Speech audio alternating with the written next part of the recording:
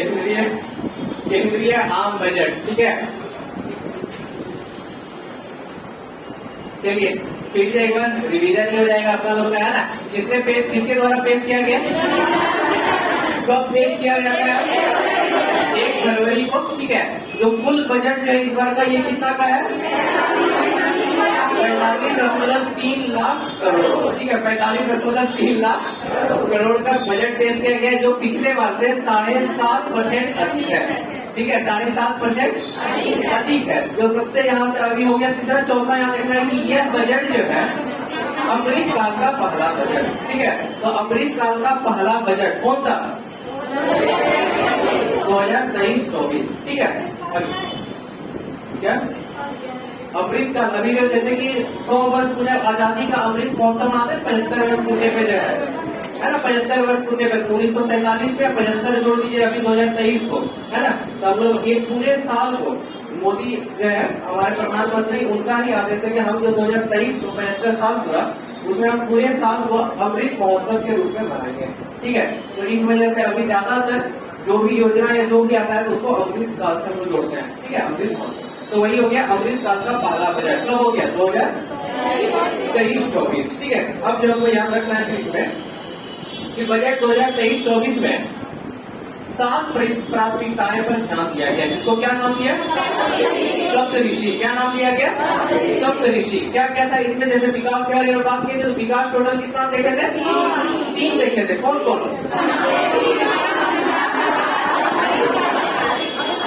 और हरित विकास, है ना, समावेशी विकास, क्षमता का विकास और विकास हम लोग टोटल कितना देखे थे, 3, है ना, 3 हो गया। अब है कि हमारा बजट जो ये वित्तीय मामला संबंधित है, वित्तीय मंत्रालय से वित्तीय क्षेत्र हो गया, है ना। सरकार का सबसे ज्यादा ध्यान है कहाँ पे, सबसे ज्यादा बेरोजगारी बढ़ रहा है ना।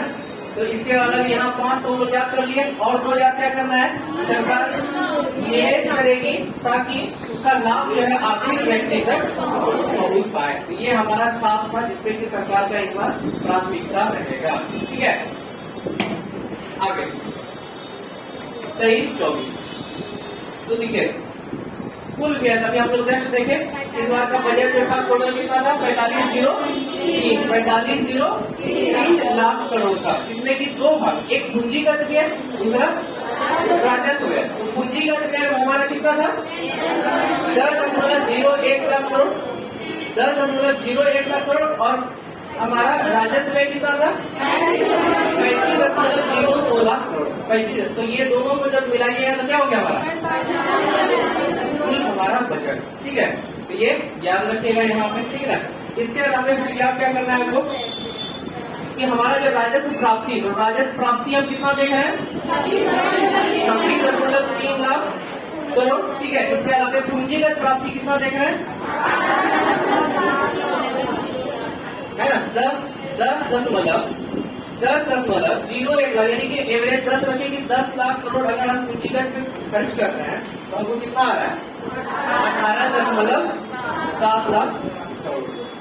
राजस्व में हम लोग 35 के आसपास खर्चा कर रहे हैं, तो राजस्व में हमको कितना आ रहा है, देखिए इसका मतलब राजस्व घाटा आया, राजस्व घाटा बन गया ना प्रति साल, है ना।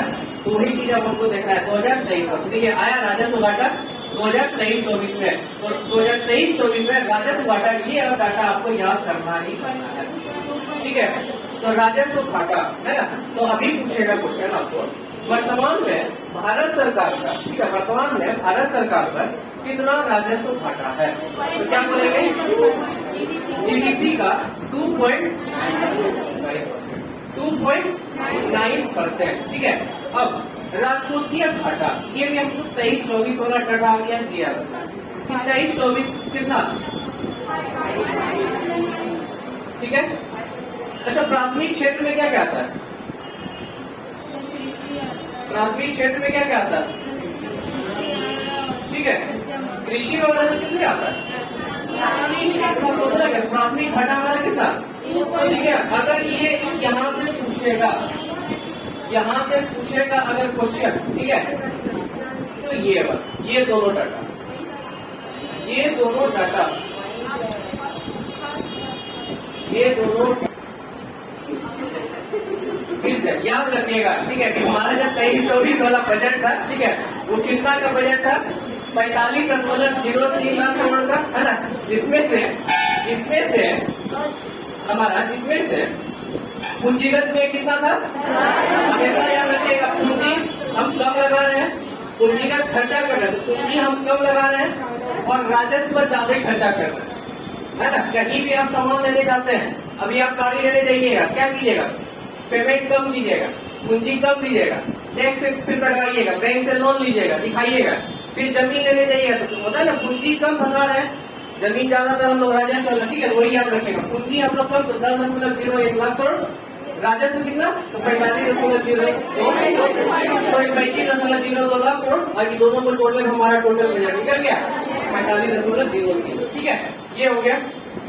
अब जो हमारा 2023-24 का क्वेश्चन पूछेगा कि 2000 वर्तमान में, यानी कि या फिर बजट 2023-24 में, ठीक है, भारत का राजकोषीय घाटा कितना है?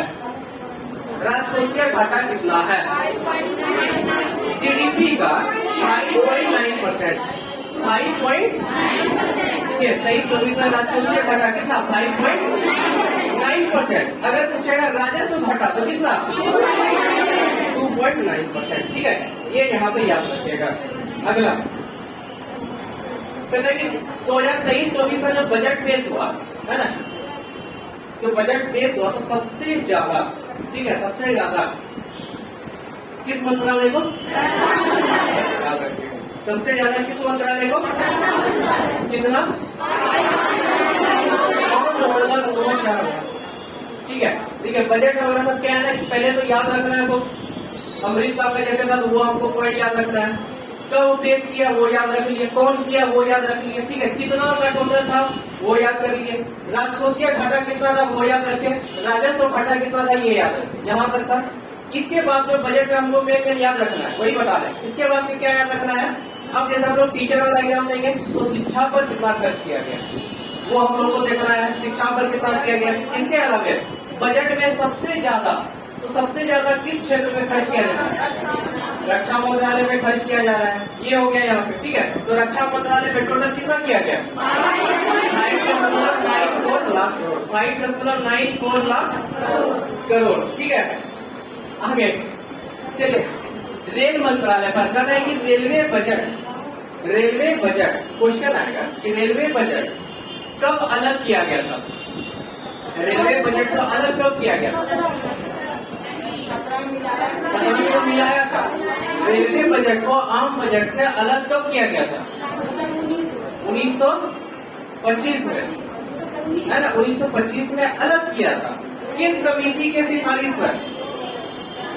एकवर्ट कमेटी की सिफारिश पर पूछा गया क्वेश्चन है ये वाला कि रेलवे बजट को आम बजट से कब अलग किया गया? 1925 में। किस समिति के सिफारिश पर? तो एकवर्ट कमेटी के सिफारिश पर, ठीक है, ये हो गया। अब फिर आता है कि रेलवे बजट को पूरा आम बजट में मिला दिया गया, ठीक है। तो आम बजट में कब मिला दिया गया? 2017 को। फिर आता है कि किस समिति के सिफारिश पर? विवेक देवराय समिति, ठीक है, विवेक देवराय समिति के सिफारिश पर मिलाया गया। एकवर्ट कमेटी के सिफारिश पर क्या किया गया?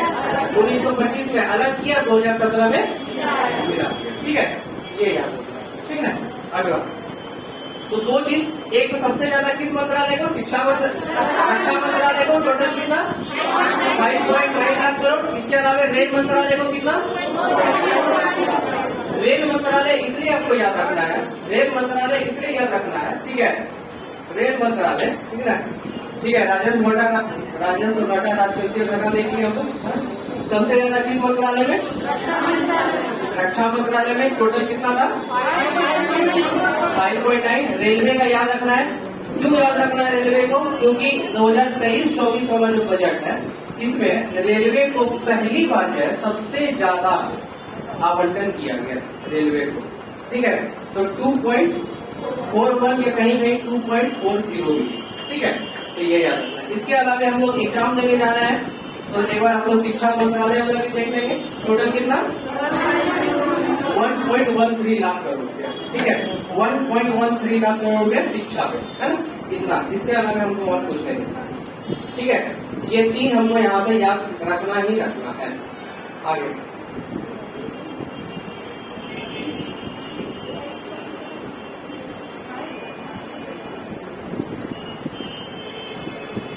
केंद्रीय बजट 23-24, केंद्रीय बजट 23-24, ठीक है।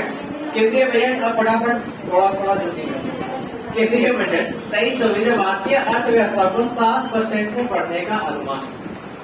भारत है ना, भारत जो 2023-24 में जो वृद्धि है ना, जो वृद्धि करेगा कितना का अनुमान रखा गया, 7% का अनुमान रखा गया है, ठीक है। इसके अलावा प्रति व्यक्ति आय, बिहार में क्वेश्चन है कि बिहार में किस जिले का सबसे, यानी कि बिहार में सबसे ज्यादा प्रति व्यक्ति आय वाला जिला कौन होगा, पटना। सबसे ज्यादा प्रति व्यक्ति आय वाला जिला कौन होगा, पटना, बिहार का याद रखिएगा, ठीक है, ठीक है।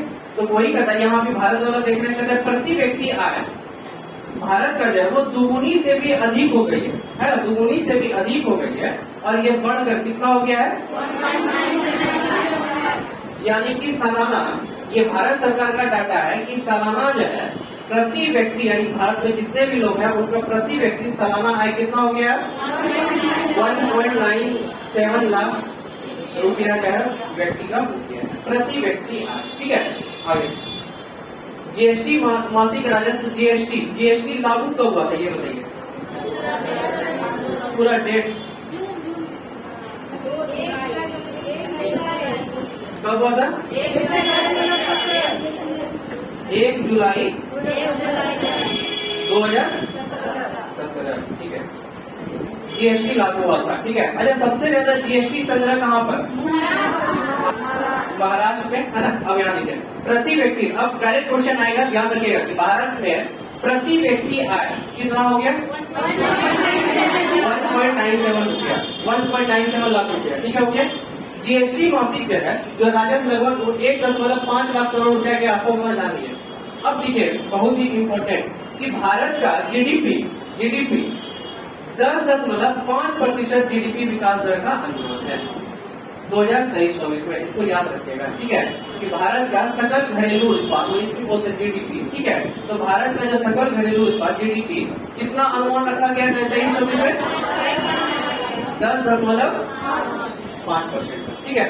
ये तो जान ही रहे होंगे, भारतीय अर्थव्यवस्था 5वीं सबसे बड़ी अर्थव्यवस्था बन गई है, किसको पीछे छोड़कर, ब्रिटेन को पीछे छोड़कर, किसको, ब्रिटेन को पीछे छोड़कर। लेकिन जब थोड़ा सा देखिएगा ना अंतर, भले हम खुश हो गए हम लोग कि विश्व में जो है 5वीं अर्थव्यवस्था भारत बना, है ना, लेकिन पहला दूसरा ही तो मेन, उसके बाद तो सबका बहुत कम, हम 5वां नंबर पे है। चौथा नंबर पे जो है, जैसे कि मेरा अगर मान लीजिए कि पूरा टोटल जो है क्या बोलते हैं अर्थव्यवस्था जो है हमारा टोटल जो है 3.2 ट्रिलियन वही लाख करोड़ का है हमारा जो है भारत का। चौथा नंबर पे जो है वही बिलियन जो बोले, चौथा नंबर पे जो है उसका जैसे हमारा 3 पॉइंट कुछ है, उसका 4 पॉइंट कुछ है, बहुत कम का डिफरेंस। लेकिन पहला दूसरा जो है ना, तीसरा फिर इसी तरह है, पहला दूसरा जो है, पहला फिर कौन है, अमेरिका, दूसरा किसका है, चीन का, दूसरा चीन का, पहला अमेरिका दूसरा चीन। तो अमेरिका का कितना है पता है आपको, 26 पॉइंट कुछ करके, देखिए डिफरेंस देखिए कहाँ है, अमेरिका का 26 पॉइंट कुछ करके, चीन का 19 पॉइंट कुछ करके, है ना। और हमारा भारत, हम खुश हो रहे हैं कि 5वीं अर्थव्यवस्था बना, लेकिन ऐसे अगर पैसा में देखिएगा हम कहाँ है, 3 पॉइंट कुछ पर ही है ना, जो टॉप पर है वो 26 पॉइंट में अभी है ना। तो डिफरेंस देखा है ना कितना है ना। चलिए, तो 5वीं बड़ी अर्थव्यवस्था भारत बन गई है, याद रखना है, ठीक है। इसके अलावा चलिए कहता है कि भारत सरकार जो सबसे ज्यादा जो भारत सरकार खर्च करती है वो ब्याज अदायगी पे, ब्याज भुगतान पर सबसे ज्यादा, तो कितना, ये किसका है 30.08, ये लगभग 30%, ये पूरे बजट का लगभग 30% है भारत सरकार सिर्फ ब्याज भुगतान पे पैसा देती है, ठीक है ना। ये यहाँ देखा, इसके अलावा यहाँ तो फिर वही आ गया, कितना है अभी देखे ना 5.9 के राजकोषीय घाटा, तो वही चीज है, राजकोषीय घाटा कितना, अगला जो 25-26 का वो भी दिखा दिया, ठीक है, कि 25-26 का जो राजकोषीय घाटा रहेगा वो कितना रहेगा, 4.5% से नीचे। ठीक है, तो अभी का आपको याद रखना है कि 2023-24 में अभी भारत का राजकोषीय घाटा कितना है, ठीक है, और अगला वाला इसे वहां से कम करेंगे तो 4.5, ठीक है। अब देखिए इस बार जो पेश किया गया, पहले जो टैक्स स्लैब था, टैक्स स्लैब मतलब जो बांटा था ना 5%, 7%, 12%, 18% इस तरह से, उसके बाद फिर बांटा था कि पहले था कि 5 लाख तक का जो संपत्ति पे जो है आपको कोई टैक्स नहीं देना पड़ेगा, उसके ऊपर जैसे जाइएगा फिर आपको टैक्स देना पड़ेगा। वही चीज अभी कि नया व्यवस्था में जो टैक्स स्लैब था उसकी संख्या 7 से घटाकर कितना कर दिया, 5 कर दिया, ठीक है, 7 से घटाकर कितना 5 कर दिया। पहले जो हाईएस्ट था, पहले जो हाईएस्ट टैक्स था वो लगभग आपका 38% के आसपास था हाईएस्ट। अब जो हाईएस्ट टैक्स किया है, हाईएस्ट टैक्स है ना, कर जो किया है टैक्स जो दर लगाया है, अब जो है नहीं, अब लगभग 30% हम टैक्स का बात करें, ठीक है। अब टैक्स का बात करें कि पहले जो टैक्स आप देते थे ना, अभी कुछ भी सामान लेने आते बोलते हैं जीएसटी इतना लग रहा है ना, तो पहले जो हाईएस्ट जो था है ना, तो जो सबसे ज्यादा था वो 38% के आसपास था, ठीक है। अब जो है हाईएस्ट कितना फिक्स कर दिया गया है, 30% फिक्स किया गया, ठीक है। चलिए आगे यार नई व्यवस्था या 25%, ये देखिए नई व्यवस्था के तहत उच्चतम अभ्यास 37% का घटाकर कितना किया, यही हम बता रहे थे, याद कर लीजिए इसको। नया में क्योंकि चेंज किया है इस वजह से हमको याद रखना है, नया में कितना कर दिया है, याद रखिएगा 25%, ठीक है। पहले 7 तरह का टैक्स देते थे, अब कितना तरह का देंगे, 5। पहले 7 तरह का लगा हुआ था, अब कितना 5। पहले जो हम टैक्स देते थे कितना रुपया पे, 5 लाख तक हमारा फ्री था, अब कितना तक हो गया 7, ठीक है। चलिए ये पेंशन उनसन का तो खैर जान लीजिए। एक और नया रिकॉर्ड बना है तो थोड़ा सा ये भी देख लीजिए। हम लोग देखे होंगे कि पूंजी निवेश पीएम जनधन योजना देखे थे, पीएम जनधन योजना जो बैंक में हम लोग खाता खुलवाते हैं है ना, तो पीएम जनधन योजना के तहत 47.8 करोड़ जनधन खाता खोलने का लक्ष्य ये खोला गया है, ठीक है। वही 23-24 में बताया गया है कि जनधन योजना, पीएम जनधन योजना के तहत कितना अकाउंट खोला गया, 47, ये देखिए ये पूरा का पूरा आंकड़ा ही है, आंकड़ा ही आपको यहाँ याद करना पड़ेगा, है ना। कोविड हुआ था, तो कोविड हुआ था तो टीकाकरण में सब लोग टीका लगाए हुए, ठीक है। कोविड हुआ था तो टीकाकरण, तो वही खर्च बता रही है कि लगभग देश का 102 करोड़ लोगों को टीका लगाया गया। इसमें खर्चा कितना आया था, 220 करोड़। ये ब्यौरा अपना दे रहा है, ठीक है। इसके अलावा उज्ज्वला योजना जो किसके लिए था, सिलेंडर के लिए था ना, उज्ज्वला योजना जो है, उज्ज्वला योजना एलपीजी कनेक्शन जो दिया गया था बीपीएल परिवारों को, है ना, तो उसके तहत जो है ये बता रहा है कि हम 9.6 करोड़ जो है एलपीजी कनेक्शन, यहाँ भी किसी को मिला नहीं, ठीक है। आगे चलिए, ठीक है, आगे लेकिन और देखेंगे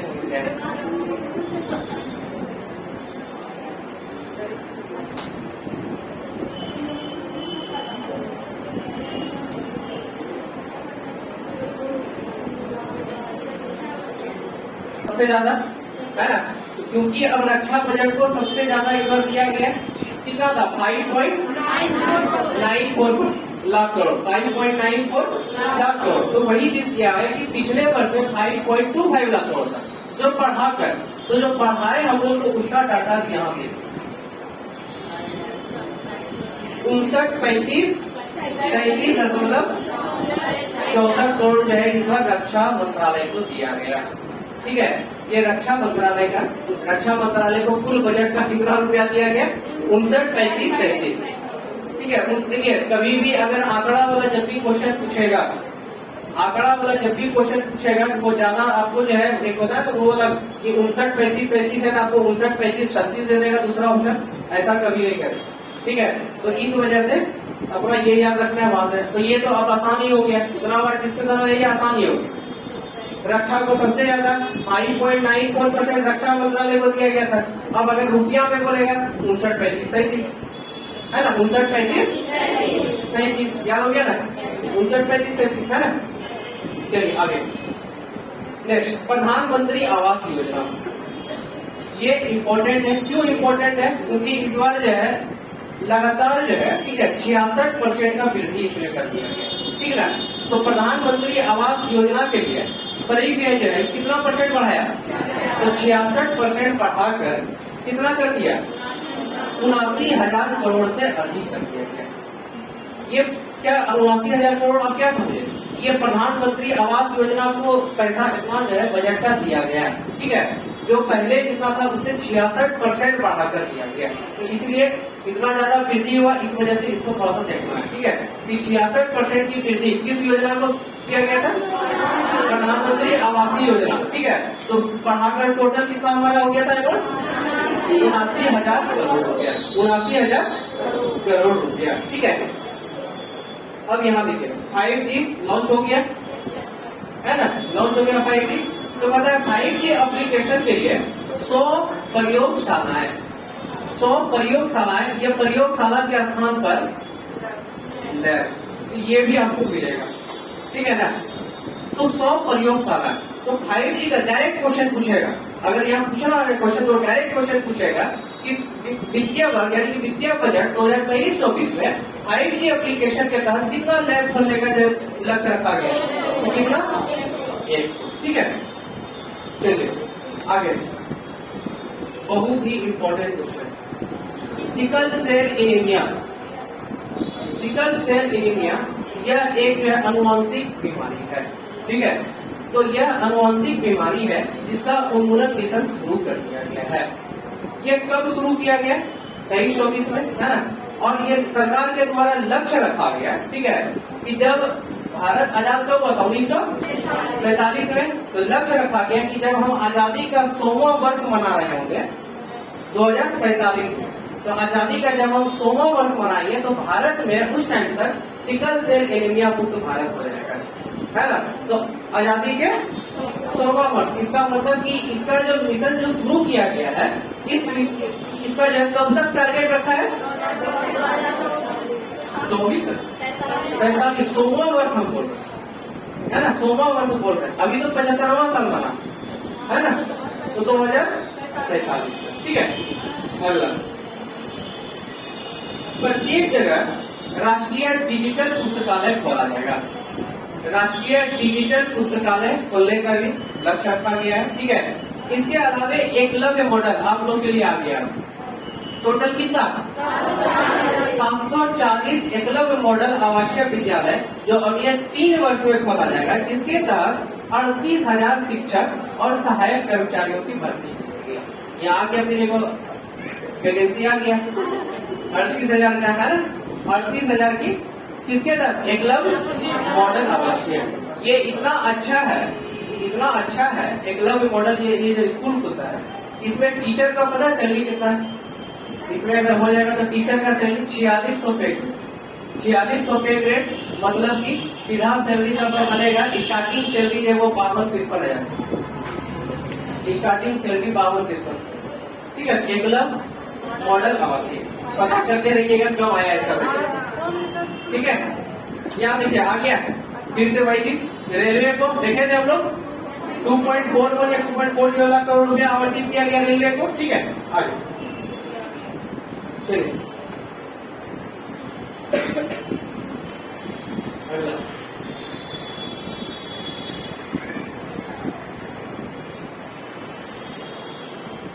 ये भी वही चीज है कि अब 25 अतिरिक्त हवाई अड्डे खोलेंगे, ये सब जानना आपको जरूरी भी नहीं है ना, आज तक ये कभी पूछा, जो नहीं पूछा है तब ना वहां ध्यान देना ही नहीं, ठीक है।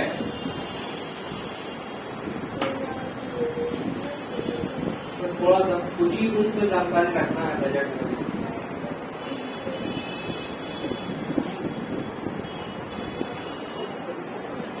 अगला कहता है प्राचीन पांडुलिपियों, ठीक है, प्राचीन पांडुलिपियों के डिजिटलीकरण के लिए कौन सा योजना? तो याद रखिएगा, है ना, ये योजना का नाम याद रखिएगा कि बजट 2023-24 में पूछेगा कि बजट 2023-24 में, है ना, प्राचीन पांडुलिपि का जो डिजिटलीकरण किया जा रहा है, प्राचीन पांडुलिपियों का जो डिजिटलीकरण किया गया है, किस योजना के तहत? भारत श्री योजना के तहत। ठीक है, भारत श्री योजना के तहत। ठीक है, ये हो गया। ये चीज अगर अपने से देखना होगा थोड़ा सा देख लीजिएगा, किसको किसको कितना पैसा मिला, कितना याद रहेगा ही नहीं, सिर्फ कराने से फायदा है ही नहीं,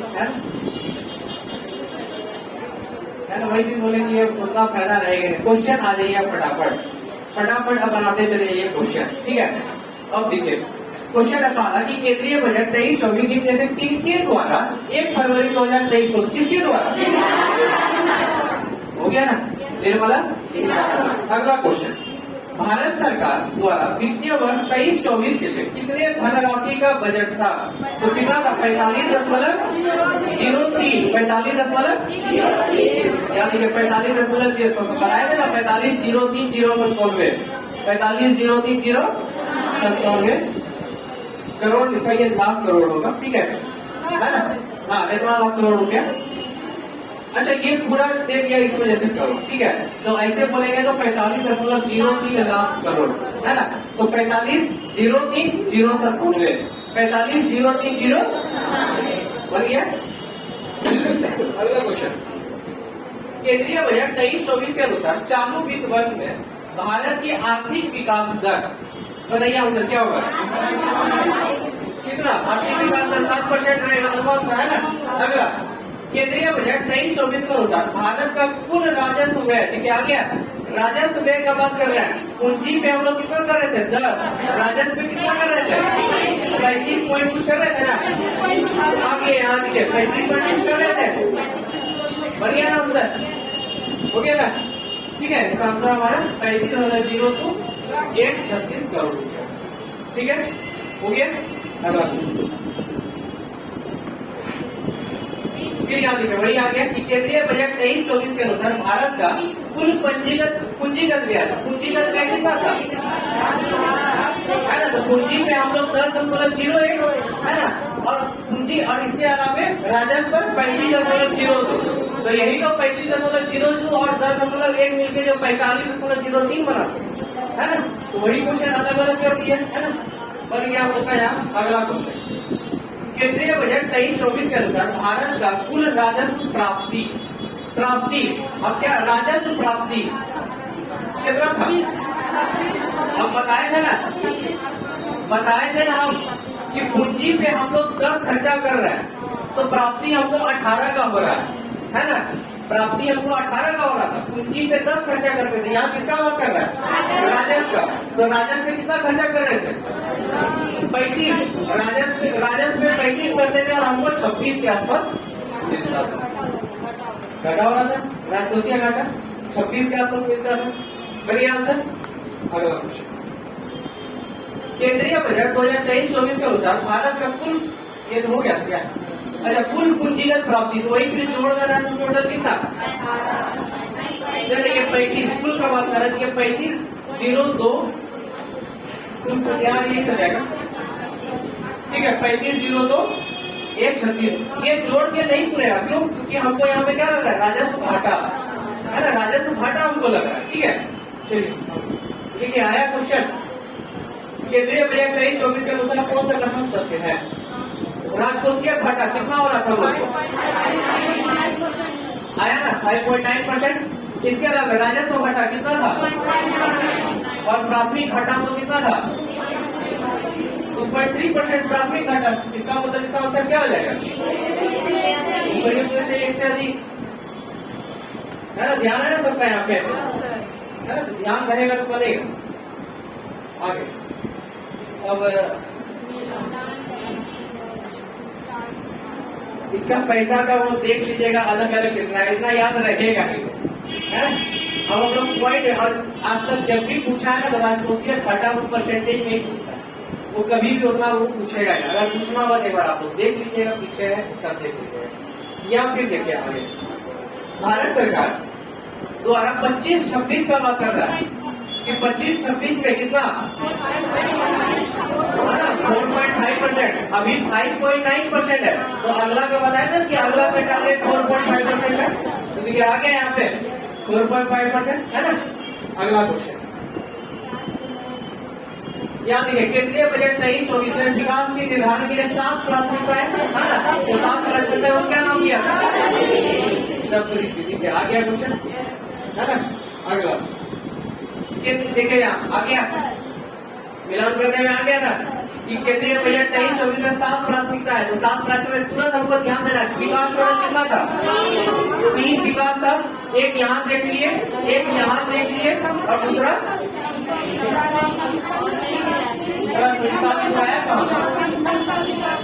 तो वही जो है वो क्षमता वाला जो है ना, क्षमता के सामने लाना है क्षमता विकास है। तो 3 उसके बाद क्या था? वित्तीय क्षेत्र में था युवा के हमारा था है ना, तो निवेश करना था, क्यों करना था कि अंतिम व्यक्ति तक, तो इसका मतलब इसका आंसर क्या हो गया? इसका मतलब सभी हो जाएगा ना, 1 2 3 4 5 6 7 8 ठीक है, इसका आंसर सी हो गया है ना, बन गया अपने। ठीक है, अगला क्वेश्चन केंद्रीय बजट 23-24 के अनुसार भारत सरकार ने किस वर्ष तक, देखिए आ गया सिकल सेल एनीमिया का लक्ष्य कब तक बनाया जाए है ना, आजादी के 100 वर्ष पूरा होने पे, तो 2047 तक।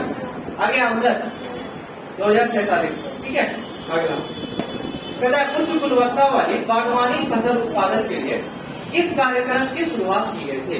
तो उच्च गुणवत्ता वाली, तो ये थोड़ा रट लीजिएगा, इसका आंसर होगा आत्मनिर्भर बागवानी स्वच्छ पौधा कार्यक्रम। ठीक है, आत्मनिर्भर बागवानी स्वच्छ पौधा कार्यक्रम। ठीक है, अगला भारत को मोटे अनाज के लिए वैश्विक केंद्र बनाने के उद्देश्य से किस उत्कृष्टता केंद्र को बढ़ावा दिए जाने की घोषणा 23-24 में किया गया है? तो इसका आंसर होगा भारतीय मोटा अनाज या बाजरा अनुसंधान। ठीक है, क्वेश्चन फिर से देखिएगा, क्वेश्चन पढ़िएगा क्या कह रहा है कि मोटा अनाज, अच्छा ये जो आया था 66-67 में कौन सा आया था? हरित योजना कब आया? 66-67 में हरित योजना कौन लाए थे? भारत कौन लाए थे? 66-67 में किसके प्रयास से हरित योजना का जन्म किसको माना जाता है? MS स्वामीनाथन। दूध वाले में कौन था? वर्गीज कुरियन, दूध वाले में है ना। हरित क्रांति में किसका था? MS स्वामीनाथन। सबसे ज्यादा किस फसल को सहायता पहुंचा था? गेहूं को। सबसे खराब जो किसका स्थिति था उस टाइम में? मोटा अनाज, मोटा अनाज, मोटा अनाज, सबसे ज्यादा मोटा अनाज। हाँ, तो ध्यान हम लोग किस पे अभी दे रहे हैं?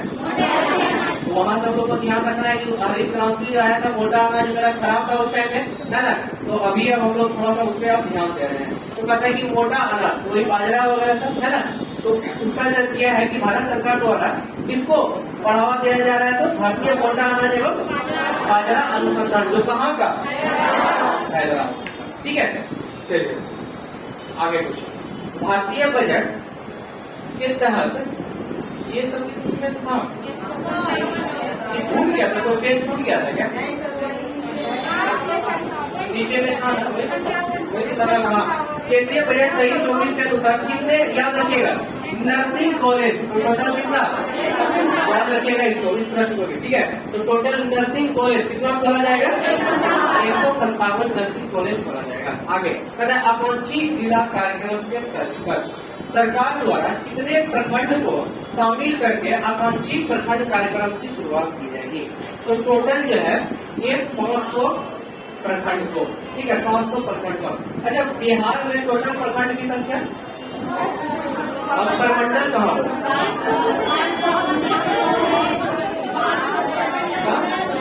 534 है ना, 534 प्रखंड, 534 प्रखंड। तो ऐसे हम लोग को याद रखना है कि बिहार में हमारा 534 प्रखंड किस प्रश्न का बता रहे हैं कि याद हमको कैसे रखना है? प्रखंड का जहाँ क्वेश्चन अगर मान लीजिए आ ही गया है ना, तो ऐसे ध्यान में आ जाएगा।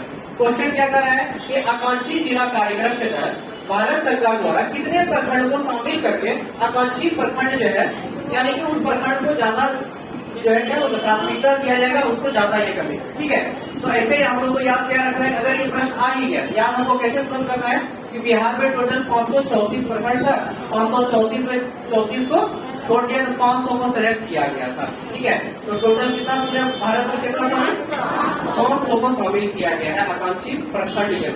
ठीक है, अगला केंद्रीय बजट 23-24 से संबंधित निम्न में से कौन सा कथन सत्य है?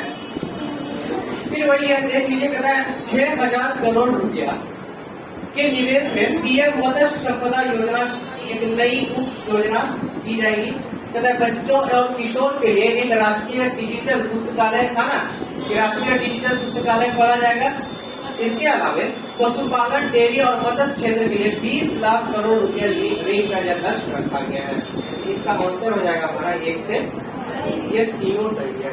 ठीक है, ये अब याद कैसे होगा?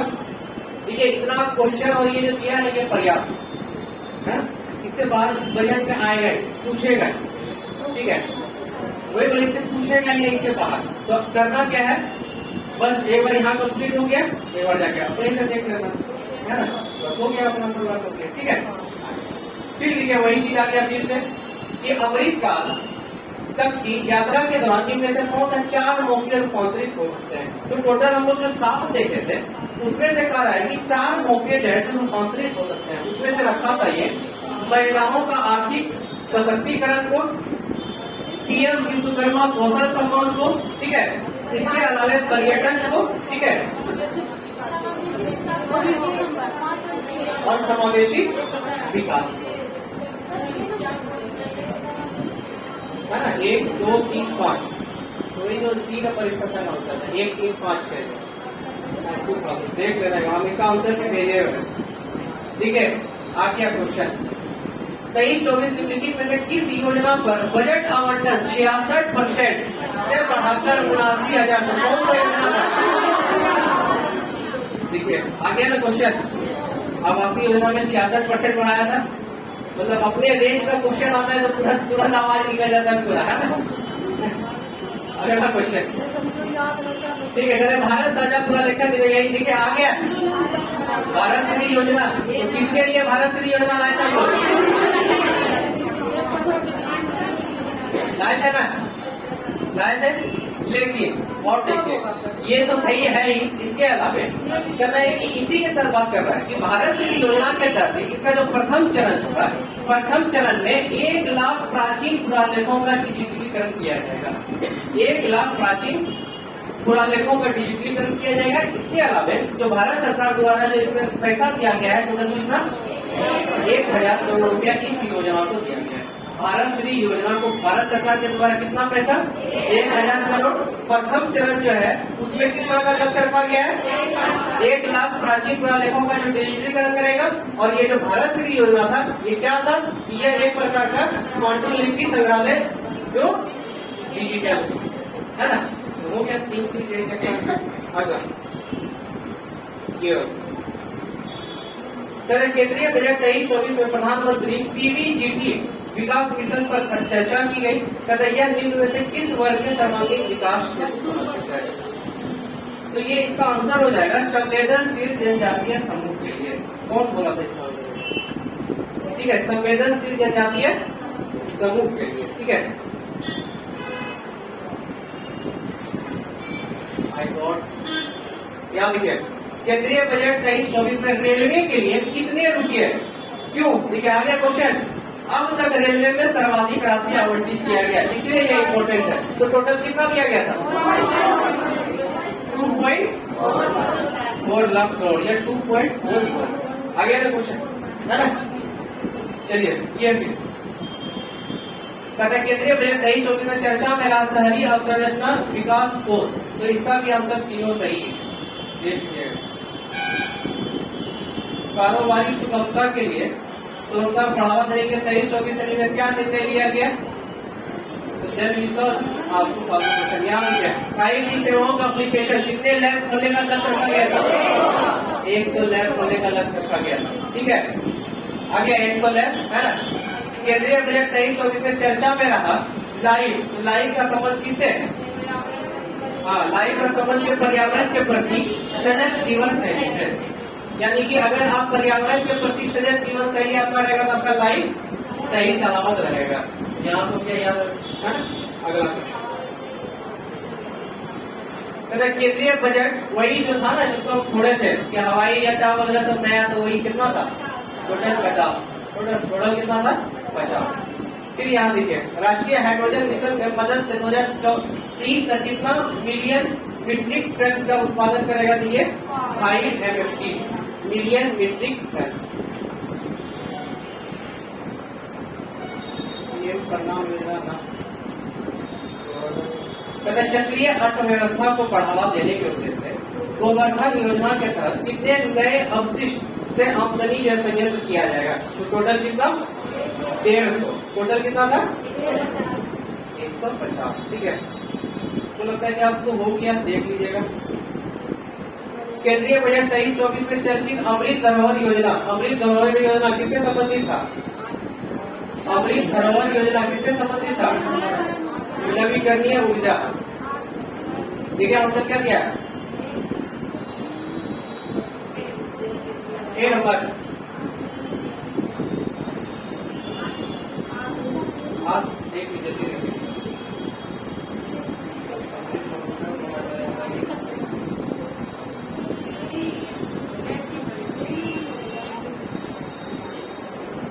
भारत विश्व स्टार्टअप के लिए सबसे बड़ा इकोसिस्टम है। तीसरा ये वाला याद रख लीजिए, भारत विश्व स्टार्टअप के लिए सबसे बड़ा इकोसिस्टम। ठीक है, यहाँ देखिए केंद्रीय बजट 23-24 के अनुसार नई कर व्यवस्था में बताया था ना कि नई कर व्यवस्था में कितने लाख रुपए तक आय वाले व्यक्ति को कोई भुगतान नहीं करना पड़ेगा, कितना 5 से बढ़ाकर कितना कर दिया था।